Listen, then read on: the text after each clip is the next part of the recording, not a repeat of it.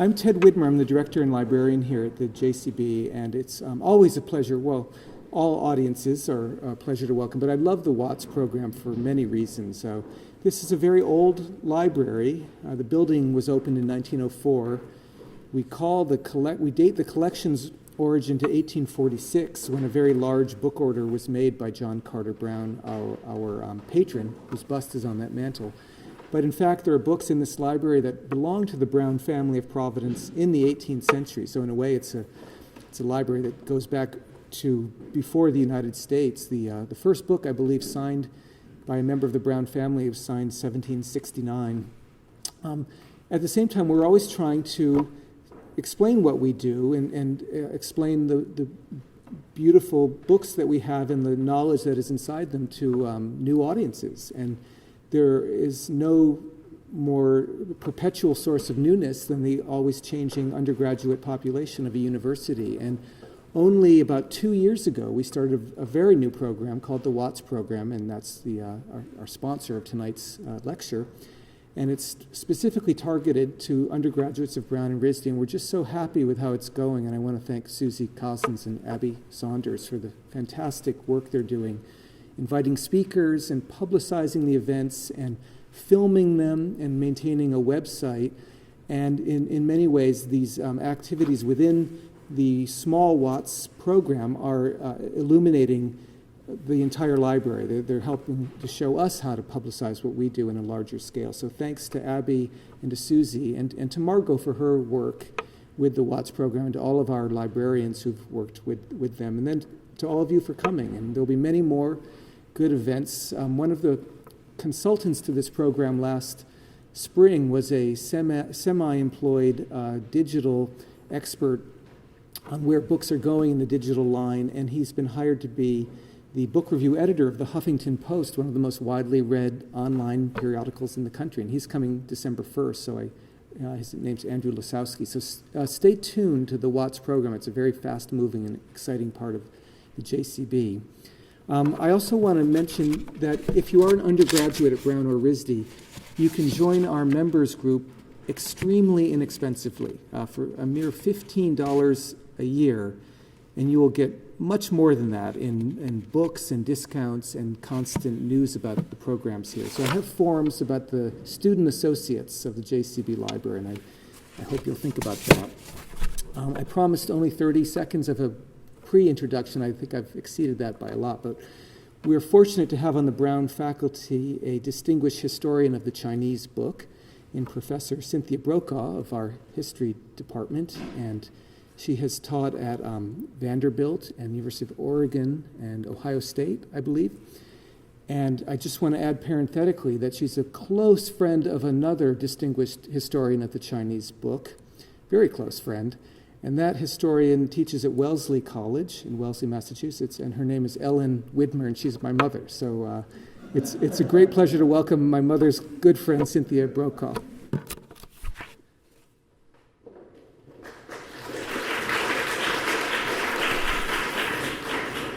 Well, thank you, Ted, for that very gracious introduction.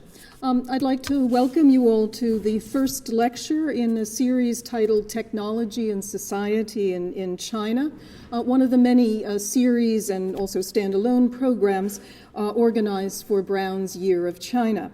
And I'd like to thank now the many sponsors of the lecture, the Watts program in the history of the book at the John Carter Brown Library, the Brown History Department, and of course the Year of China. And let me also thank the John Carter Brown Library for lending us this really beautiful space. It's a great pleasure for me to introduce Professor Jakob Eiferth. Professor Eiferth earned his PhD from Leiden University in 2000, and after holding various research positions at Oxford, Harvard, and Rutgers in teaching at Simon Fraser University, in 2008 he joined the faculty of the Department of East Asian Languages and Civilizations at the University of Chicago, where he is now an associate professor.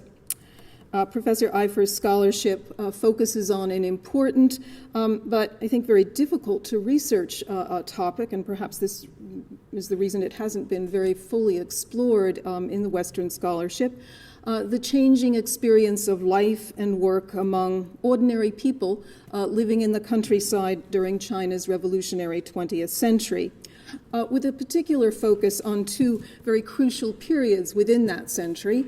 The 1950s and 60s, that is the transition to a socialist economy under the newly founded People's Republic of China, and then the 1980s and 90s, when there is a dramatic retreat from this socialism. He has published several articles and edited or co-edited two essay collections on this general topic, How China Works, Perspectives on the 20th Century Industrial Workplace, and Rural Development in Transitional China. But his primary work thus far is a book titled Eating Rice from Bamboo Shoots, The Social History of a Community of Handicraft Papermakers, 1920 to 2000, published in 2009 by the Harvard University Asia Center. Based on extensive field work in Jiajiang County, Sichuan, this is a detailed and beautifully interpreted study of a community of papermakers in one of China's most famous producing areas. Professor Eiferth describes the elaborate social infrastructure that supported papermaking in Jiajiang, and then traces the impact that repeated government efforts to restructure the countryside and modernize the paper industry had on this social infrastructure and the organization of papermaking in Jiajiang. Now, Professor Eiferth will talk on this topic today, and I don't want to give away all of his conclusions, so I will end this very, very brief synopsis of Eating Rice from Bamboo Shoots here. Let me end simply by emphasizing what an accomplished study this is. I will cite here the conclusion of a lengthy review that I wrote of the book, soon to come out. This is an excellent and thought-provoking study that should be required reading for any student of late imperial, modern, or contemporary China. Drawing on insights from a range of historical and anthropological scholarship, yet grounded in a finely detailed and superbly controlled narrative of one regional handicraft industry, it raises questions about the changing structures of Chinese society and the place of Chinese history in important historical processes. This is a book that deserves to take center place in future debates, not only in Chinese history, but in world history as well. I am certainly not alone in this opinion. At last year's meeting of the Association for Asian Studies, Eating Rice from Bamboo Shoots was awarded the Joseph Levinson Prize for the best book in modern Chinese history, published in 2009, a very richly deserved award. Professor Eiferth will talk, the topic of his talk today is papermaking and the politics of skill in modern China. And please join me in welcoming Professor Eiferth.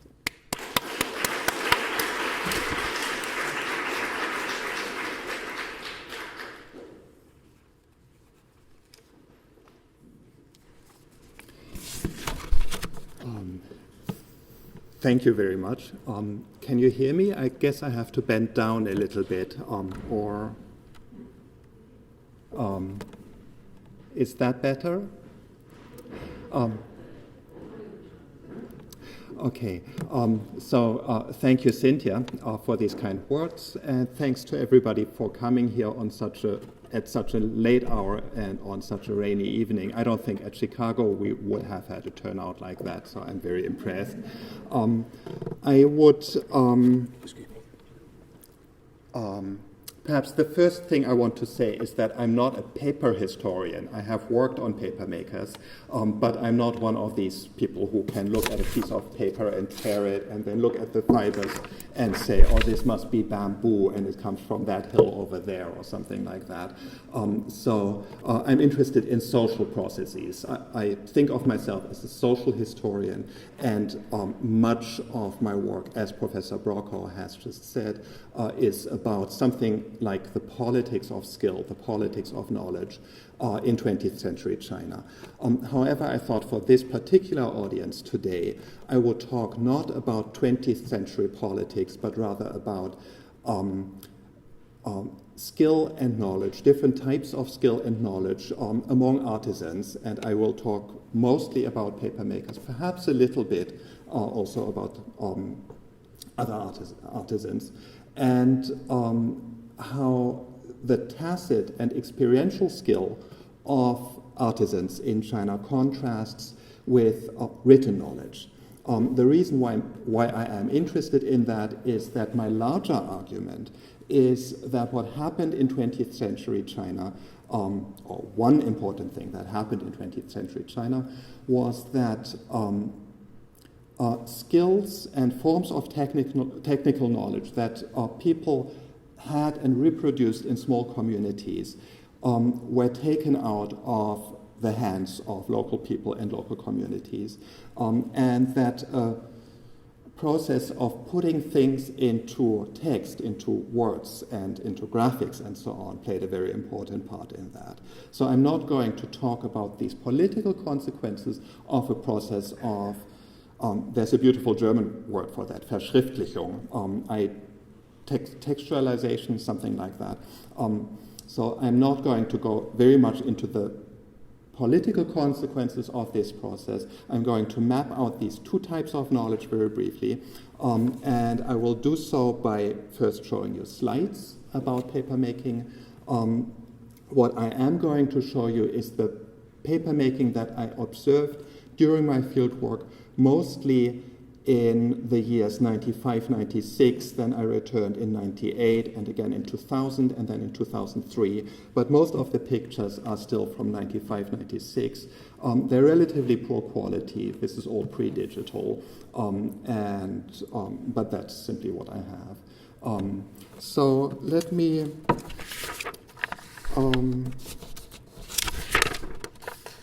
first say a few things about the paper industry of Jiajiang, and let me first show a map. So here you see a map of China and then Sichuan province right at the center of China. Well, it doesn't show all of China, so it goes up to the north, of course. And then here within Sichuan province, you see Jiajiang County, and as you see, it is on the edge of the Chengdu Plain, which is a very fertile area. So parts of Jiajiang are still flat and fertile, but large parts of the county are up in the hills. The hills are, it's a poor red sandstone soil where very little grows, but bamboo grows well there, and bamboo is the raw material for papermaking. And here I give you the Chinese characters of the township where I did the research, and then the county, Jiajiang, and then it's part of Leshan district in Sichuan province. The papermaking industry of Jiajiang dates back probably to the early decades of the Qing dynasty, so that would be the 1650s, 1660s or something like that. Perhaps it's older, but these are the earliest sources we have. It still exists. It reached a peak in the Republican period in the 1930s and 1940s, when about 1/3 of the population of the county, roughly 60,000 people, were employed in the paper industry. The raw material, as I said, is bamboo. Then the industry contracted in the first years of socialist China. So after the socialist revolution of 1949, it contracted very slowly, and then in 1959, 1960, 1961, China went through probably the worst famine in human history, in which millions of people, perhaps 20, 25 million people died in China, mostly in the countryside. And at that time it became so difficult to supply paper makers with grain that the government decided to phase out the industry. So after the famine, it recovered briefly for a couple of years. And then from 1965 on, it was basically phased out. It almost completely disappeared for about 20 years, and then in the 1980s it recovered, and that is how I was able to observe it. Now let me talk about the skills in papermaking, it all starts with the harvesting of bamboo. So here you see people cutting bamboo. That typically happens in May or June. Then the bamboo is soaked in ponds. The technology had changed, was in a process of change when I was there. So what I show you is the traditional technology that I could still observe in very remote areas of the county. Most paper makers in the county had already changed to more modern technologies, where it was no longer necessary to soak the paper for a long period of time, the bamboo. So the bamboo is soaked for about 2 months until it gets really, really smelly and attracts lots of flies and mosquitoes. And then it is steamed in these huge wooden steamers that, again, is by now, I believe, no longer observable. It has disappeared. But at that time, it still happened. So the steamed bamboo is, the soaked bamboo is steamed first for 2 to 5 days at relatively low temperatures in a solution of quicklime. Then it is taken out and washed and rinsed, and that is what you see here. Then the fibers are filled back into the steamer and are steamed again the second time, then not with quicklime, but with caustic soda, or in the past with wood ash. So here you see how they loosen up the fibers. And here you see the same technology in a photograph from the very late Qing dynasty. So this is roughly 1905.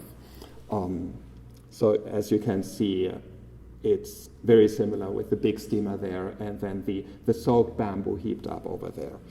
And this is the modern version with steel reinforced concrete steamers, in which the bamboo is steamed only for 8 hours instead of twice 5 days as in the past. So it has speeded up the process enormously.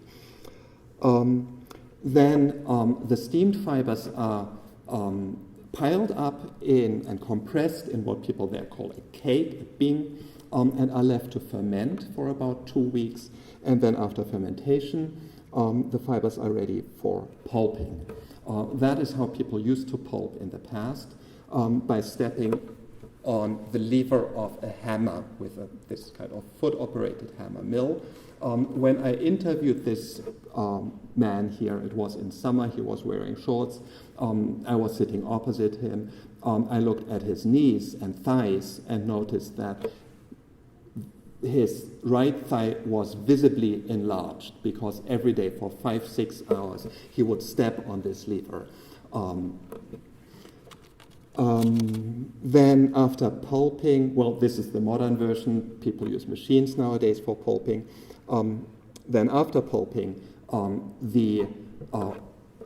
what I call the vat work starts. So what you've seen so far is seasonal. It's a seasonal process that begins with a bamboo harvest and then continues until the paper is fermented and ready for pulping. And then the second, so that's what I call the steamer work, the work around the steamer. Then next comes the vat work, and the vat, so that's the basic, this kind of container in which the pulp is mixed with water.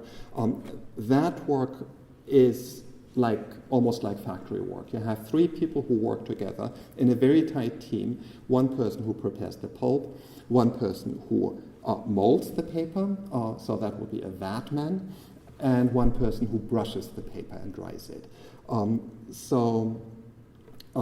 The paper they make is relatively high quality calligraphy paper. It's used for painting and calligraphy, and that is the most common format. That is what they call a 5-ch format. They do smaller formats too. They also do much larger formats, about 4 times as large as this, which requires a team of 4, 6, sometimes 8, sometimes even 12 men, usually it's men, who mold that paper together. This is a smaller sheet of paper of much lower quality, which I'm going to hand around. I'll keep that because I still need it.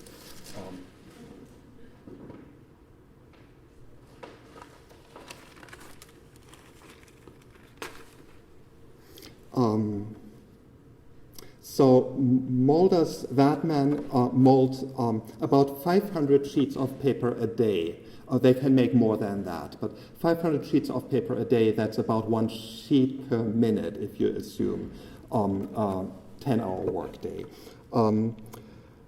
Somebody has calculated how much weight they move. The mold itself, the frame itself is very light. The paper sheet that forms on the frame itself is also very light. But what they do is they hold the frame like this, bend over, move it through the water, let the water run off, dip it in again, scoop up a little bit of water, let it run off again, and then carry it over to a pile of paper, flip it over, peel off the screen, and reinsert the screen into the frame. And they do all that in 1 minute, and they do that 500 times a day.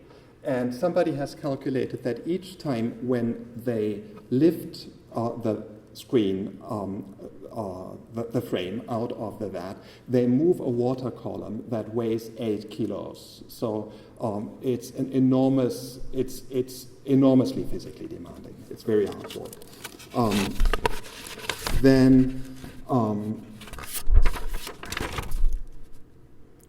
Here you see how he flips over the paper, and then next to that person you see a paper press in which the paper, so the pile of wet dripping paper builds up, and then at the end of the day it's put in the press and the excess water is being squeezed out.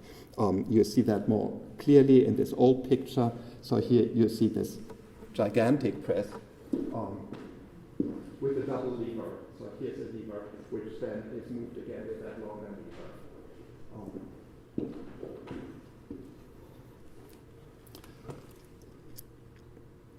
Then when the paper comes out of the press after a couple of hours, women's work begins. Women dry the paper, they peel off sheet after sheet from that pile of paper and brush it against special drying walls, which in this place are not heated in many parts of China. They heat the drying walls. Here they don't do that.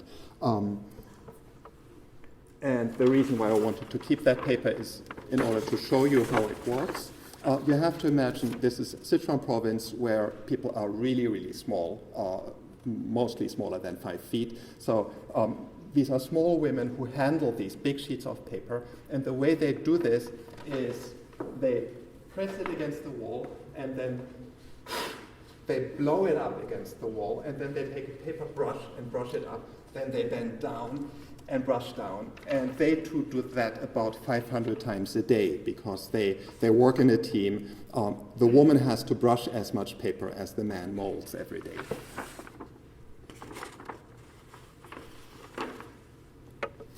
And then, so here you see the brushing, and then sometimes they brush it on walls, sometimes on these drying boards. It's left to dry for a couple of days. And here you see a cheaper quality of paper hanging under the eaves. And then it's finished and smoothed and cut to size and packaged and carried to the market. So that is the situation of the industry as I observed it in the 1990s up to 2000. I have been back last year, but to ask completely different questions. I'm not quite sure what it looks like now. I believe I really saw the tail end of that industry, and much of it has disappeared. But it still exists. They still produce paper, but it seems the organization of these workshops has changed quite dramatically. Now, skills in paper workshops were embodied. That's what people always say about skill. But skills were embodied in a very literal sense as the work transforms and deforms people's bodies. Hands and feet crack, and because they work with caustic soda, the skin grows thick and callous. Then I mentioned the man with the enlarged thigh. So it really deforms people's bodies. Skills are largely manual and sensorial. People rely on all their senses. They taste the paper pulp, they smell the paper pulp, they listen to the sound of the paper when it's in the press. It makes a gargling sound. If you increase the pressure too much, then you hear that the paper is bursting. They rely on their sense of touch when they brush the paper, or a sense of balance when they move the molds through the vat. So these are really, in a very concrete sense, embodied skills. People sometimes talk about recipes and claim that they have family recipes that they pass on in their families. This cannot be true. It cannot be true in a literal sense because it's impossible to measure the raw materials.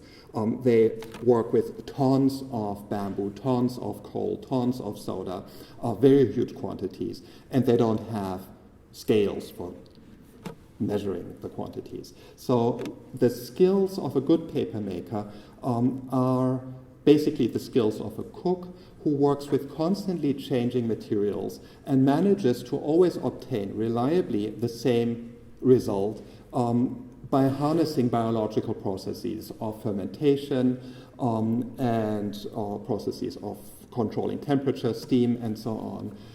So it's not a skill that lends itself for a description in words or even less in written text.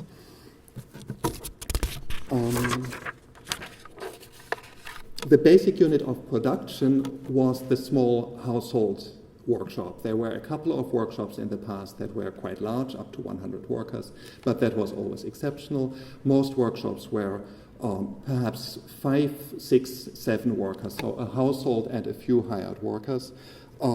Households, however, were never in a meaningful way owners of technology. Basically, all the different workshops used variations of the same technology, and the reason why that was so is, one reason is that it was impossible for a workshop to develop proprietary technology because you couldn't exclude your neighbors from your workshop, because these workshops they don't have walls. They're just roofs on pillars, so everybody can see what's going on.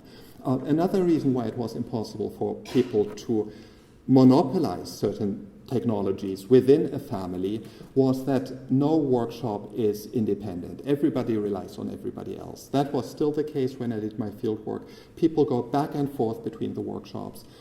They borrow tools, they swap drying walls, they ask people to come over and help. So people go back and forth between workshops, and knowledge travels with them. So the result is that it's a very flat knowledge structure in which basically everybody knows more or less the same, even though there are differences in quality. Some people make better paper, but it's not because they have secrets, but simply because they have better manual and sensorial skills. What contributes to this sharing of technology is that people in that locality live in single surname communities. So everybody, it's not quite everybody, but in the village where I stayed, 80% of the people belonged to the Shi surname, Shi as in stone. In neighboring villages, it was the Zhangs and the Mas and the Yangs who predominated. So you have compact groups in which everybody is a neighbor, or all men, I should say, all the men are neighbors, they are co-professionals, and they are relatives. And I'm not going to go deeply into Chinese kinship theory. There is a strong emphasis among Chinese anthropologists on how kinship splits, how Chinese kinship splits descent lines. So there's a strong emphasis on these lines from father to son, to grandson, to future descendants. What's interesting in Jiajiang is that this is not at all emphasized by papermakers. They always emphasize the horizontal dimension. They always talk about brotherhood. We are all brothers. And therefore it's natural for us to share our technology. Another thing that people stress very much is the identity of papermaking skill and community. We are all Shi. therefore we are all paper makers. All should make paper. And a third thing that people stress very much is the fact that papermaking, the art of papermaking, is something that has been handed down to them from their ancestors. The ancestors who first settled there in the 17th century brought the technology with them and gave them to all the descendants, which then means, at least in theory, that if you have special skills, you have a sort of obligation to share them with everybody else. That is, of course, the theory. It sounds too nice to be true. But to a certain extent, based on interviews with old men, I would say that in the 1930s and 1940s, into the 1950s, there were structures in place that ensured that nobody remained unemployed in this community. If you were born into the community, you were guaranteed of employment, and you could learn the skills. Even if your parents couldn't teach you, you could go to a relative and say, you have to train me because you are a relative. So what we see here is a notion of skill as membership that has been described also by European historians and historical sociologists. Margaret Somers has written about the membership of skill, the citizenship of skill, that being a skilled person means to be a citizen of a community, that you have certain rights, that you have a certain form of entitlement, a right to secure employment, a right to a livelihood, a right to be represented also by the community of paper makers to higher levels of the state, which also historically was the case among paper makers, but I'm not going to go into that. So to sum this up, papermaking skills were on the one hand embodied in people's, really physically embodied in people's hands and arms and backs and eyes and noses and ears, and they were socially embedded in communities in a way that the skills were widely shared within these communities, that they circulated quite freely in communities, but they did not easily leak out. It was very difficult for outsiders to learn how to make paper, not because paper makers intentionally excluded outsiders. When I was there, people were quite willing to let me into their workshops and to explain everything, because they fully realized that one does not learn paper making by just watching and listening. The local government did not realize this. They were not very happy about having me there and thought of me as a spy and said, oh, you're going to steal these paper-making secrets. And the paper makers just laughed them off and said, well, he's not going to learn anything. You don't learn it by just watching. And that is what historically kept the skills within communities. You had to live there, and in order to live there, you had to be born into the community, or you had to marry in. And that is one of the puzzles. How did women who typically were not born in the village, so in most parts of China you have village exogamy, which means that the daughters of the village all marry out and the wives all marry in. How did these women learn their skills? They often came from the plains and had learned to raise silkworms, for example, or piglets, or just do farm works. And they were trained by their mothers-in-law. And it's a very different, they are as highly skilled as men in many ways, but skills for them operated very differently.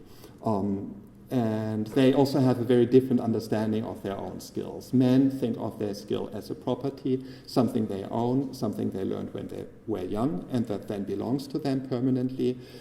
Women, if they are proud of skills at all, they would typically deny that they have skills, but if they are proud of skills, they would probably emphasize their flexibility, that they learn things quickly and unlearn things quickly. They are easily retrainable. That is what really matters for women.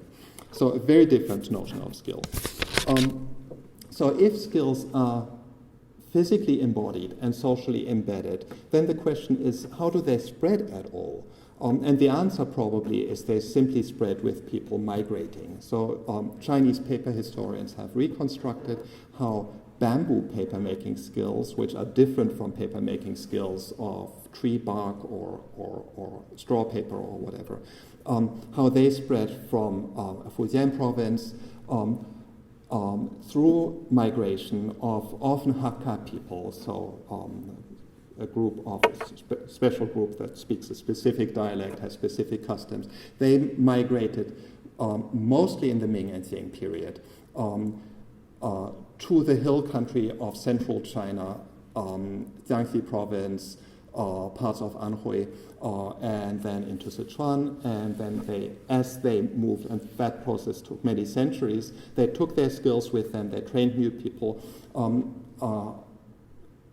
This is difficult to trace how exactly it worked. We can, however, see how once the skill arrived in Sichuan, how it spreads out from Sichuan, how Sichuan paper makers take their skill further into southwest China, Yunnan province, and into northwest China, Shaanxi province, even Gansu province. So you see a very slow process of migration in which skills spread out. Another way in which skills spread out and I don't have a proof for that, but I speculate, is reverse engineering.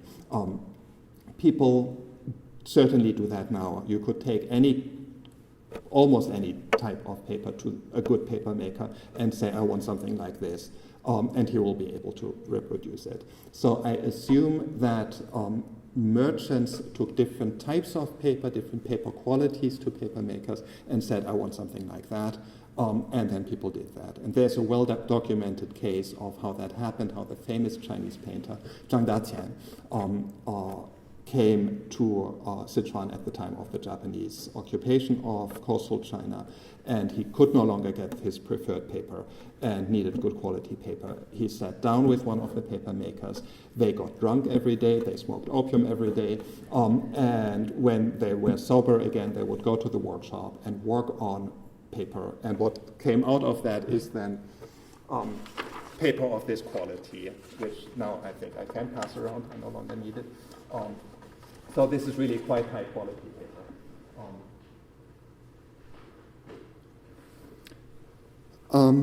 So migration and something like reverse engineering, these are the mechanisms in which paper skills are spread. Now let me move on, let me check how much time I have. Let me move on to writing in the paper workshops. What kind of writing did people use in the workshops? How literate were paper makers? It seems from my interviews with old men, I would say that most men in that area had a couple of maybe two to 4 years of schooling, often in traditional schools where they would read the Confucian texts. So they had basic literacy. What kind of texts did they use in paper workshops? One thing that people would have needed in paper workshops is some accounting system in which the workshop owner keeps track of the number of dao, 1 dao is 100 sheets, that a paper maker makes every day and then in the course of the year, because there would be the workers would be paid at the end of the year. So they had to keep track of that. That doesn't require writing. People would make simple lists. But it would have, this is from another part of China, but it would have required something like that. This is an IOU, I believe. I'm not quite sure. But basically it says, these are names, so and so, and then it says yuan, and then there are these strange characters which are not really Chinese characters, but it's a quick way to write numbers. So and so owes me so and so much, or perhaps the other way around. I'm not sure about that. So they would have had something like that probably. Probably people used stamps to stamp their paper, or I know for sure that people used stamps to stamp their paper. So they used marks, brands, something like trademarks. That would be one of the ways in which writing played a role to them. They would probably have used contracts from time to time.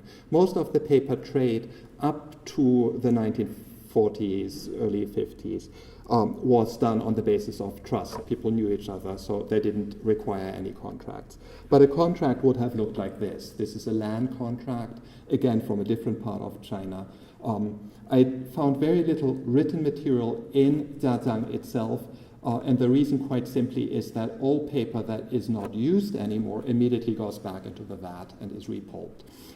So they have very little written. In other parts of China, you find lots of written materials. It's amazing how much people have in villages and how much interesting stuff one can find in villages.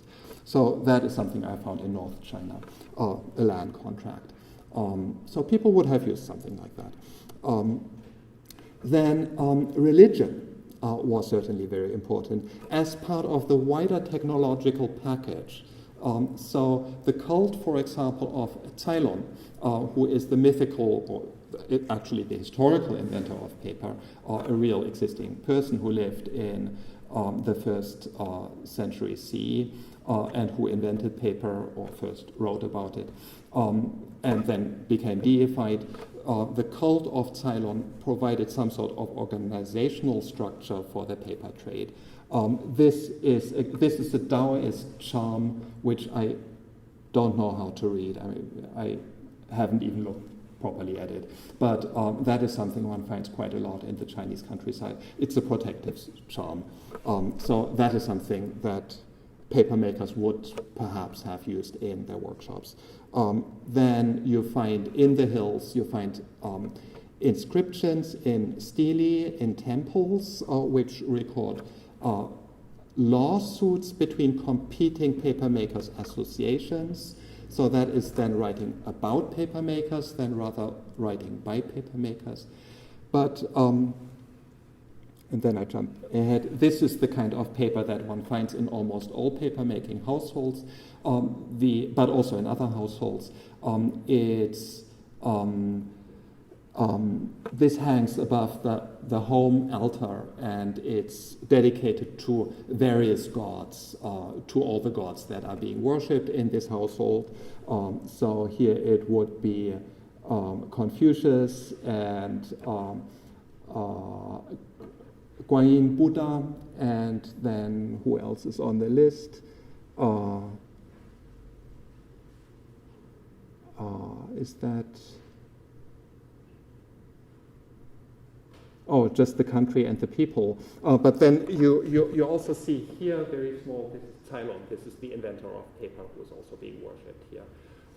So paper and writing were used probably more for religious purposes than for anything else. So writing, it seems to me, really did not play any fundamental role in the transmission of technology. Now let me move on, and I will try to do this very quickly, to writing about the paper workshops, what was written about the paper workshops, how accessible was writing about the paper workshops to paper makers themselves, what could they potentially have learned from it, and is there any indication that they learned anything from it? We know, of course, that there is technological writing, that there are Chinese books that describe technologies. The most famous of them is the Tango Kind, which was written in the very last years of the Ming Dynasty, which describes a large number of technologies in quite some detail. Here, and is illustrated. So here is the illustration on paper making that you find in all Chinese books on paper making and all Chinese websites about paper making. They always show this. It is accurate as far as it goes. I mean, you can see there is that man who molds paper. The way he holds the screen, he would never get a sheet of paper out of the vat.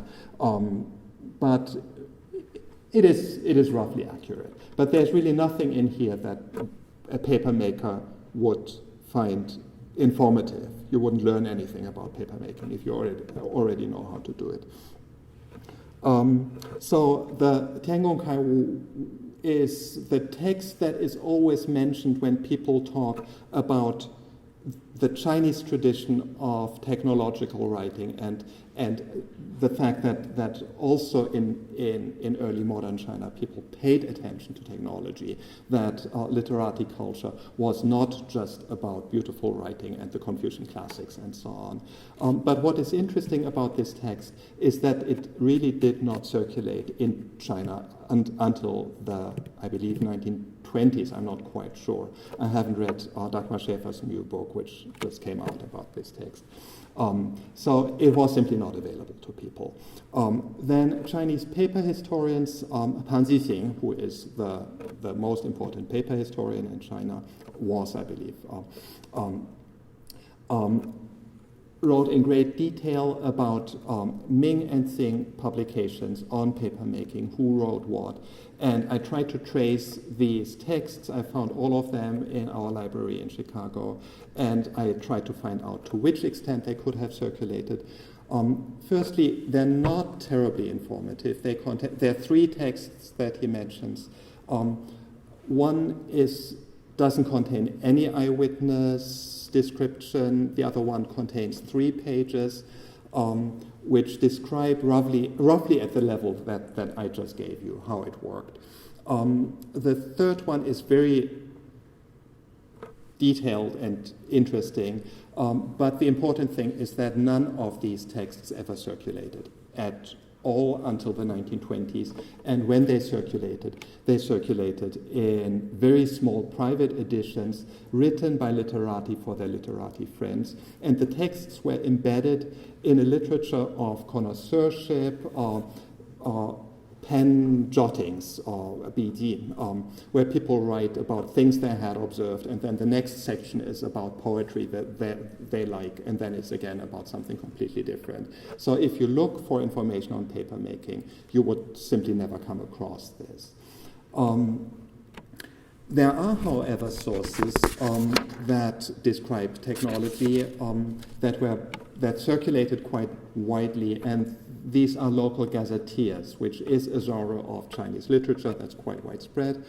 In all parts of China, local governments would compile information that's useful for the local government, and sometimes you would get technical descriptions in these texts.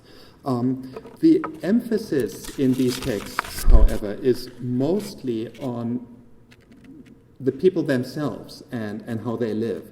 So I read you just a very short section from the Zhejiang County Gazetteer. No work is harder than that of papermaking families, and none consists of more different processes. The old gazetteer states that men till and women weave. They work harder than people in other counties. Papermaking surpasses even plowing and weaving because farmers rest between sowing and reaping. Workers toil all day but rest at night. Only the families of papermakers work spring and summer, day and night. Old and young, men and women are all employed in their respective tasks. So the emphasis is on gainful employment, on the fact that people are hardworking. It's a moral message. This papermaking industry is a good thing because it keeps people employed who otherwise would not have a livelihood. It does not tell us anything about papermaking technology. Then if you look at some of the other texts that I found locally, for example, this stele, you find almost comically abbreviated texts. So I read you my own translation of not what you see here, but something else, somewhere else on this stele. In our county, bamboo is valued for making paper. Cut the stalks, remove the green, soak with lime, steam with fire, rinse with water, pulp with mortar, mold with screen, brush on wall. This is the way to make paper. You can't do anything with that. One of the texts I look at, which is from 1849, sums up what I believe was the attitude of almost everybody who wrote about these skills up to the 1920s. So this is Huang Xingsan in 1849 describing papermaking in Zhejiang province, and he says, As for choosing the best raw materials, differentiating between the pure and the mixed, recruiting and managing workers, only those who have grown old in the trade understand this. Words cannot exhaustively express these matters. It cannot be explained, and it doesn't need to be explained because the people who do it know how to do it, and they know it because they do it, not because they write it down. What I haven't talked about, and what I really don't know much about, is the possibility that knowledge did circulate in manuscript form. And Professor Brokaw reminds us that China remained a manuscript culture into certainly the 18th century and beyond, I would say. I don't think that people had recipes because recipes in a strict sense, but it is possible that people wrote down hints and certain outcomes of processes. I don't know that because at some point, if they had it, at some point it would probably have gone back into the vat and would have been repulped. But the way to look at these manuscripts, if they existed, I would say, is to see them as memory aids. That process is nicely described by a Chinese anthropologist who has worked on ritual skills of the people who organize funerals and weddings, who are highly skilled in very complex rituals, and who use something, who have texts, which are not sacred texts, but guidebooks, which tell them what to do at which stage of the ritual. They don't typically share these texts with others. Only their apprentices at a very late stage are allowed to see these texts. But what Peng Mu, the anthropologist who has worked with them and studied them, what she says is that everybody, masters and apprentices, insisted that what really matters in the process is not the manuscript itself, but the spoken word. So the phrase they use for that is it has to go roko. It has to go through the flesh mouth, to the mouth of flesh. It has been expressed. It has to be spoken with a real lips and tongues. So just reading it on a sheet of paper, on a page of a book, doesn't get you the skill. The book is a memory aid that helps a teacher to guide the process and to lead a student along in very long and complicated processes. So that would be manuscripts. As I said, it's possible that manuscripts played a larger role, and simply I didn't find them. Then perhaps more generally about skills and the possibility of the reproduction of skills in other industries in China. When we think about how knowledge is reproduced, we think often, I believe, of something like the encyclopedia, or Diderot's encyclopedia, a nicely illustrated book, which mostly shows us mechanics. Mechanics is quite easy to illustrate. What is interesting, so you can show how a press works, you can show how an iron furnace works. What is interesting about much of Chinese technology is that Chinese mechanics was not highly developed. What was highly developed were technologies of control over temperature, steam, fermentation, oxidation. So if you think of ceramics, for example, that's all about temperature control. If you think of making metals, that's also temperature control. If you think of tea processing, that's a process of oxidation. Making lacquer is about oxidation. Making paper is about fermentation. Many foodstuffs are, of course, fermented. So that is something that people develop to a very high extent in China. But these are all skills that are very difficult to put into words because you really rely on the eye that sees the color of the flame. Now it's white hot, and now is the time to take the iron out. Or now it smells so awful that the stinky tofu is really right, and I take it out of the fermentation vat or something like that. That is true even for one of the most mechanized and most somehow industrial scale technologies in late imperial China that we know about, salt making in Sichuan province, a process that has been described in great detail by Madeline Zalin at Columbia University.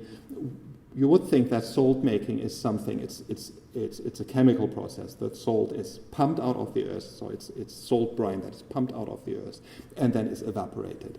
But salt prospectors, the people who located these brine wells, selected the sites by smell. They could smell the salt.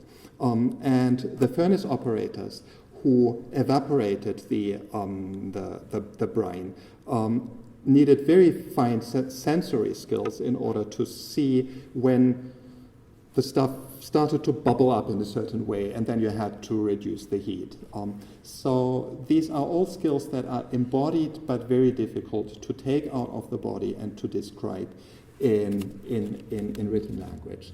So just to conclude this, I would say that we tend to overestimate what language and writing can do, and we do that because we live in a world in which many things have been standardized. We think that a recipe in a cookbook makes sense.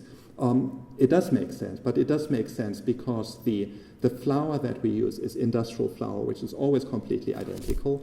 The yeast that we used is completely standardized and always reacts in almost the same way with the flour.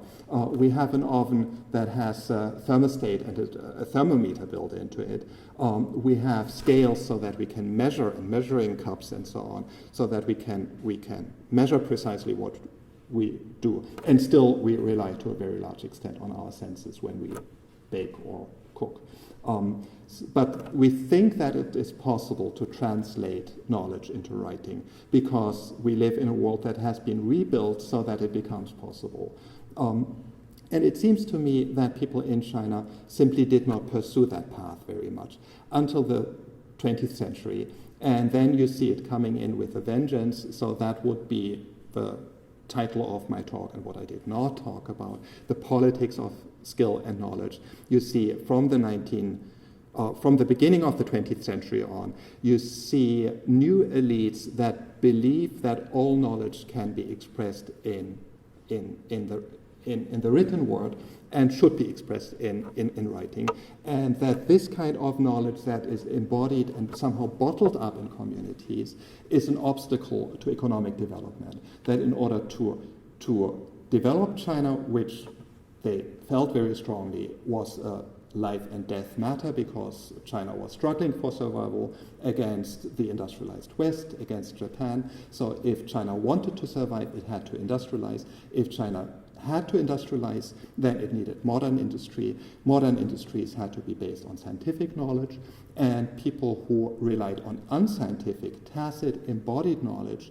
became obstacles to this process and had to be basically pushed aside. So that is then the story of my book and the story I did not talk about, but I would be very happy to answer questions about it if you have any.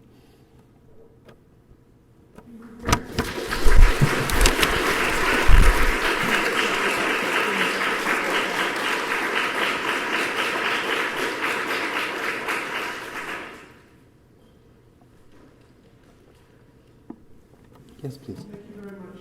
Can you give us a geographical context for this work? That is to say, is what you observe kind of unique, or is it kind of seen over and over again all over China? In the case of papermaking, the papermaking skills could be observed, have been observed, especially in the 1920s and 1930s into the 1940s, when there was a nationwide attempt to map craft skills to make them useful. So this is an interesting moment in which, on the one hand, rhetorically, this type of knowledge gets very much disparaged as something we no longer need. At the same time, you see people studying it very intensely and describing it and asking themselves which parts of it are perhaps useful. So typically these texts begin by saying, The paper makers of Jiajiang are all terribly conservative. They pass on their skills within their families for generations. They are unwilling to share it. They don't let anybody into their workshops. And then this is followed by detailed descriptions of what they observed in the workshops. With the aim, quite clearly, to make this knowledge mobile, to translate it into a form that it can be moved around. But what we can see from this wave of publications, which starts earlier in coastal regions, for papermaking, it's really the 1920s, I would say, when in the coastal regions you get texts about papermaking in Zhejiang and Fujian province. Sichuan is always a little bit behind, the detailed Sichuanese descriptions appear in the 1940s only. But what we can see from these texts is that these skills were extremely widespread. Practically all parts of China that had bamboo, and very large parts of China produced bamboo, had papermaking industries. Many of these papermaking industries were extremely small and produced very low quality paper that was used for religious purposes, for burning, for sacrifices. I would say that by far the most paper produced in China was produced to be burned, not to be written on. But certainly all provinces in basically all of China south of the Yangtze, what would you say? I would say most of China south of the Yangtze has very widespread paper industries. To the north of the Yangtze, then you don't have bamboo, you have to use different plant materials, so it becomes more scarce, but extremely widespread, I would say. I would also say that in many parts of China, almost every village is specialized in some way or another. So in that area where I did my field work, people in the hills were paper makers. Then when you went into the plains, the village just going down into the plains was specialized in bricks and roof tiles. Then the next one produced silk. Then another one was already industrializing and building up modern industries. And if you would go into the hills, then further up into the mountains, you would see villages that are specialized in medicinal herbs or something like that. And the reason, quite simply, is the very high population density in China that makes it very difficult for people to rely on land alone. So I would say that the vast majority of people, certainly from the 18th and 19th century, certainly the vast majority of the people we think of as farmers or peasants were also to a certain extent industrial producers. I don't know if that answered your question. Yes, please. Could you tell us more about your experiences while living in Jiajiang province?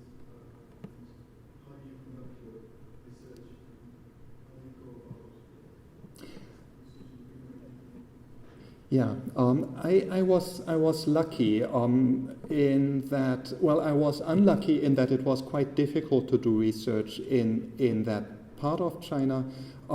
It was not a good time. It was 95 when there was, I don't remember which crisis between the US and China, something having to do with Taiwan. So I was not American. I am German, and I was doing my PhD research in Holland.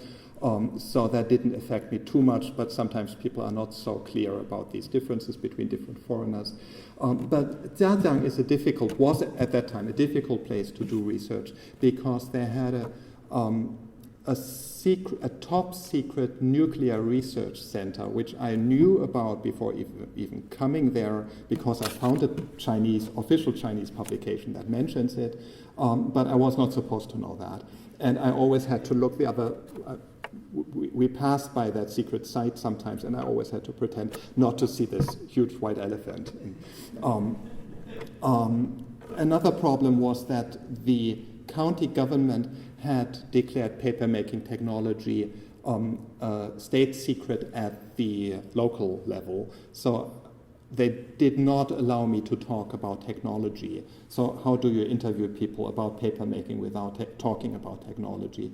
The good thing was that I went there with a Chinese research assistant. My spoken Chinese is not very good, certainly was not very good at that time. People speak a very heavy dialect, they're difficult to understand, so I needed a research assistant. We were initially accompanied by a local official who watched over us. What we did was, for about a week, we made the point of going really high up into the mountains to very remote places and just saying we need a bit of a geographical spread and we have to also interview people up there in the hills. And after the third day, he found it too tiring and stopped coming. So that took care of that type of supervision. Working with local people was wonderful. Extremely friendly, extremely open. Certainly you never get the whole story, so I was interested also in village politics and political campaigns. How did, for example, the Cultural Revolution work out in a place like that? You need much more time to get at that type of information. I spent a total of 3 months only really living in the village. Then the police told me that I was no longer allowed to live in the village. So then I moved to the county seat and went back every day for another 3 months. And then I went back. So in total, perhaps I spent something like 9 months doing interviews there. Which is not much. There are people who have been going back to the same village in China for more than 25 years, year after year, and who then really get the inside stories. So I didn't get that. But that's not because people are reluctant to talk. People are quite willing to talk, especially if you talk to old people. And I would say in general it is. It's a very pleasant, it's very tiring, but it's a very pleasant experience to talk to old people who have very highly specialized knowledge and very interesting historical memories and like to talk about it, and nobody wants to listen to it. And they are happy. My impression was in this project and also in what I do now, interviewing old women mostly about their memories, that people are extremely willing to talk. Is that your experience too? It is a great pleasure, yes. I would certainly recommend it to anybody who has an interest in studying China. Certainly, if you want to do historical research on China, certainly it has become possible to do very interesting archival research, which at that time was still difficult. So you don't need to rely on interviews. But if you can go to the Chinese countryside and interview people, it is really interesting. And of course to cities. The same thing could be done in cities, and it's not being done very much. I don't know many people who do interview-based research on Chinese cities.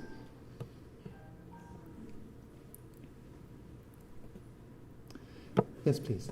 You were talking about this surge in the early part of the 20th century of documents, of written documents about the papermaking technique. Who wrote them, and why did they write them? Were they university professors and anthropologists, or were they like local gentlemen? They were. The ones I have seen and where I really made the effort of tracing them down, in the case of Sichuan, it was the Bank of Sichuan. And that is typical. I think I've seen that also, perhaps not for papermaking, but also in other parts of China, that banks, even private banks, had a research staff because they wanted to build up a credit network in the countryside, and they were perhaps being shut out of the countryside because there were local money lending systems and they found it quite difficult to get in there, or they simply wanted to identify investment opportunities. So there was a financial interest from banks, but then in the 1930s and especially in the 1940s, banks are increasingly controlled, like much of the rest of the economy, by the Kuomintang government, by the nationalist government, which at that time pursued a policy of something like collectivization. So they talked about collectivization partly because that was what the communists did, building up collectives. But when the Kuomintang talked about collectives, what they had in mind was a structure, basically a top-down structure, in which banks would give loans through local officials to communities, and their aim was to build up a structure of control in which production technology is well understood by local officials and local experts. So there's a whole, the dream of some sort of expertocracy. Some of the people who wrote these reports had a technical training. They went to vocational schools. Some of them had even been abroad. Some had been to Japan. I came across one report written by somebody who had been to Germany, and what he wrote about papermaking was complete nonsense. Perhaps he studied something else in Germany, but he styled himself a foreign-trained expert on papermaking, and his recommendations didn't make any sense. But certainly there is an effort, and that would be much stronger in the coastal areas of China, of training people, giving people a technical background, and then sending them to the countryside in an attempt to organize local production. It didn't get very far because of civil war and the Japanese invasion, but the same people, I'm pretty sure, then continued to work after 1949 in what was first called the Handicraft Bureau, or the All China Handicraft Cooperative. So these are branches of the socialist state. So you had people who had a certain amount of technical training at a relatively low level, perhaps 1 or 2 years in which they had worked in a modern papermaking factory, or they had perhaps just taken a few courses. But these people would be mobilized to organize and restructure these industries. And the first step in organizing and restructuring these industries was always to describe them in something like a standard format, the Jiaoshaobaogao, which is something that is still produced in very large numbers in China. So it's a survey report, which can be about practically anything. You go to a locality, you observe as closely as possible what you see. You write statistical tables. If necessary, you produce graphs. This is a late Ming, so 1640s or so illustration. This is in the 1920s, a woodblock illustration, and you see it hasn't improved very much from the 1640s. If you know how papermaking works, then you understand what they're doing. But if you don't know, then you really don't learn anything from it. This now is 1958, the much maligned Great Leap Forward. That was the period in which the socialist state described in enormous detail all kinds of local technologies, in which there was a slogan that in technology one should combine the foreign and the local, the modern and the traditional. So it became important to study local technologies. And then they also, in the 1950s, built up local model workshops where highly qualified paper makers would work with people who had a training in chemistry or physics, or who knew how to make technical drawings. They would work together and develop still handicraft, but advanced techniques, like this water mill, for example. So this is a water-driven pulp mill. This is something a carpenter could work with, I believe. A mason and a carpenter together could just look at these plans and they could reproduce this mill. This is a technical drawing of a hammer mill. So you see that by the late 1950s and early 1960s, the templates of knowledge processing are in place. The statistical tables are in place. You find very detailed descriptions of labor input in the various steps of papermaking. People calculate costs in a detailed way that they didn't do before. You find relatively accomplished drawings. No chemical formulas, at least I haven't come across them. Then later in the 60s, you find that people bring microscopes and look at fibers and describe the fiber structure of different types of paper. So you see a gradual build-up in which it becomes possible to translate more and more knowledge into scientific knowledge, which then becomes movable. And you see an attempt already in the 1950s to move some of the knowledge out of Zhejiang to other places, but it doesn't really work. And the socialist state then again resorts to moving people, to simply say, selecting a couple of paper makers and sending them to areas that have lots of bamboo but no paper industry, and telling them, now you go and teach them how to make paper. Perhaps at this point, we should do the rest, and perhaps if people have questions, they might come up and speak to Professor Eifert. And I believe I'm also supposed to invite everyone to take advantage of the refreshments that are available. Thank you very much. Thank you.